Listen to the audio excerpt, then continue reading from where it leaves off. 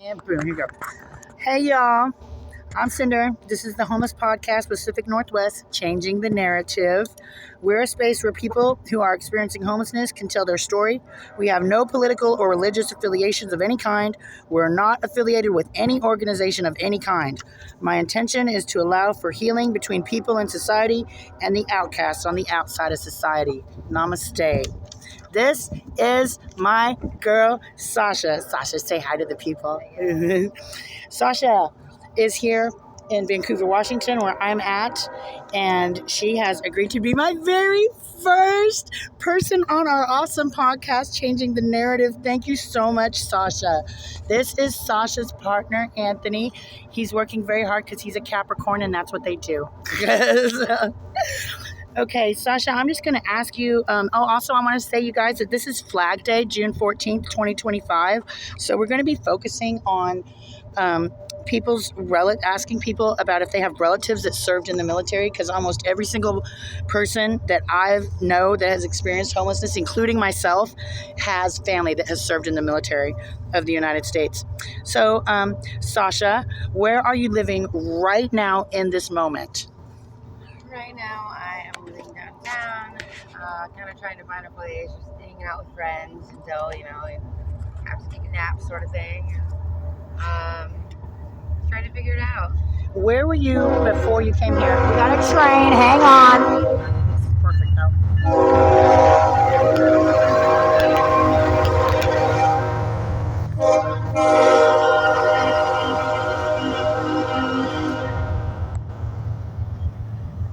BNSF going through. See, this is Sasha's tent, and see the train. Oh my God, now I gotta watch my mouth. Okay, I think they're done honking. I think we'll be okay. Okay. Oh my gosh. Sasha, where were you at before you came to this spot? Before that, I have always lived in an apartment. Besides that, when I was growing up, I was in a house when I lived in California and then Fern Hill. But I was at my last apartment for 5 years on the lease with my 2 cats and paying rent every month on time, never late, literally at all until last year. And, it's hard because after 7 days, you immediately get a notice, hey, pay or get out, and then you have to pay extra money. They're like, oh, you can't afford your rent, well, pay more. And so it's just kind of hard, and it went up nearly $700 in the last 5 years, even though my apartment's only got worse.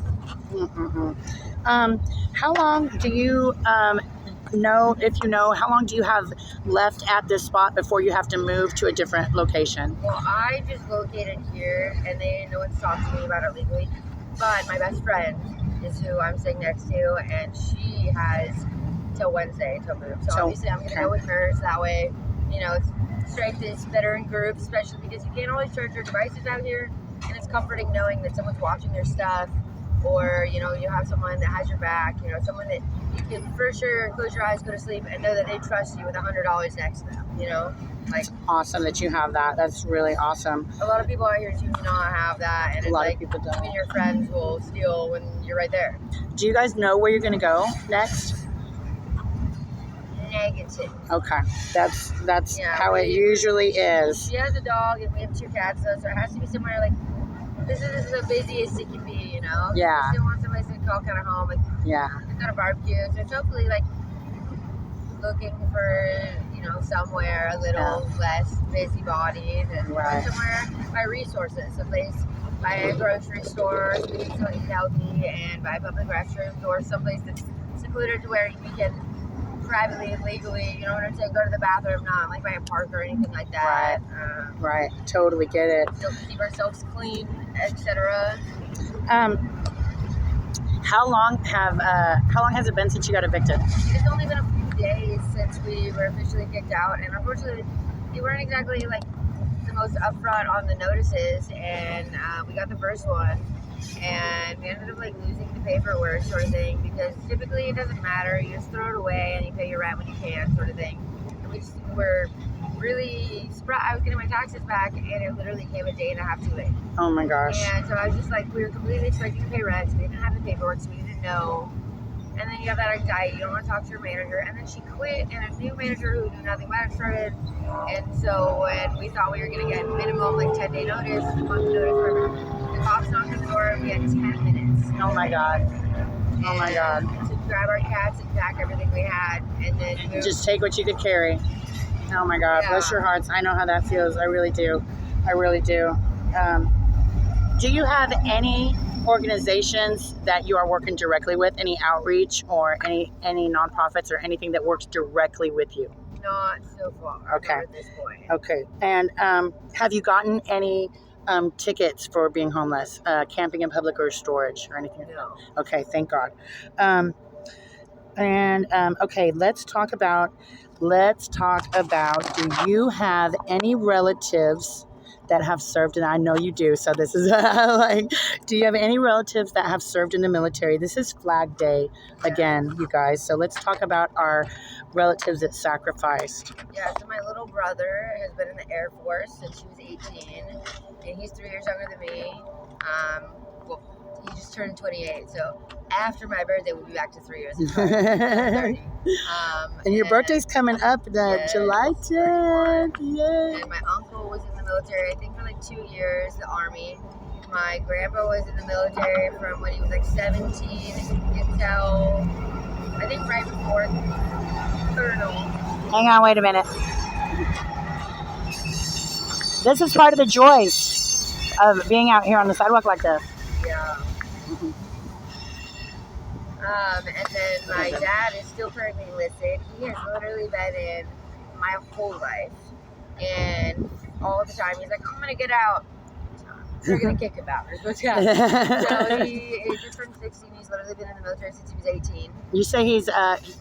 He is a commander. He is a command. He's a colonel. He's a colonel. Yeah. Yes, ma'am. And he's been deployed a couple times to multiple different countries, and he's in so many different training courses.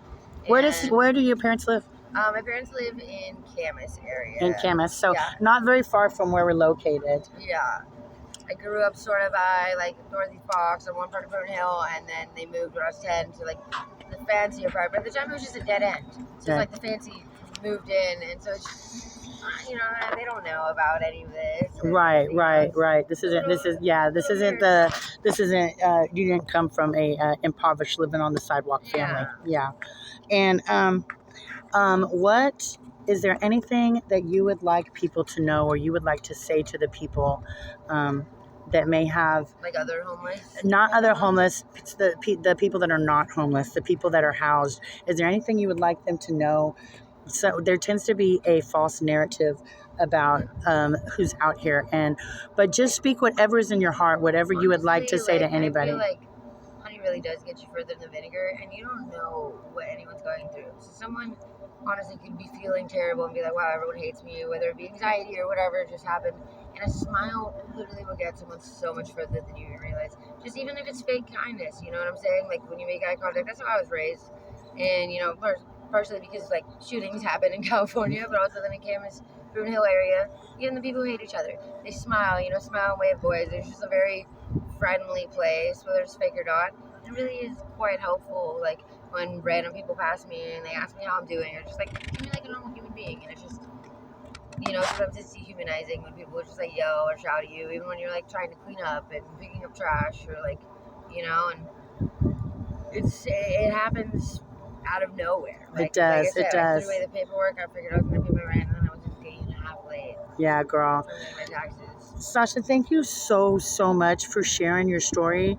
I really, really appreciate it, and I send you so much love and light and support. The only other thing I want other people to know is other people are homeless. A lot of people don't realize. So, Planet Fitness has a membership for $10 a month, or for $25 a month, you can bring as many people as you want, just one extra person at a time. And that means that you get to charge your devices, you get to shower, you get to feel like a human, you get to like watch some TV and walk on a treadmill for a little bit, enjoy the AC or the heat. And it is something that is like honestly really helped you continue feeling human.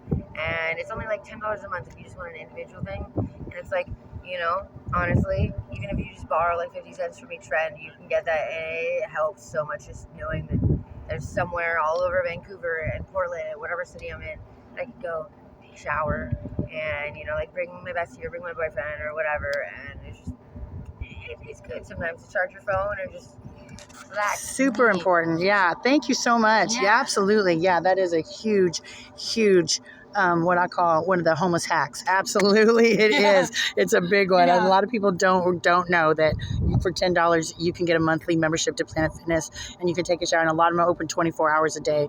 So you can even tan if you want. You can even tan if you want. Like we don't get tan enough out here. A massage a day. Oh shoot! I know y'all need a massage. Shoot, me too. All right. Thank you, Sasha. Yeah, thank you so much.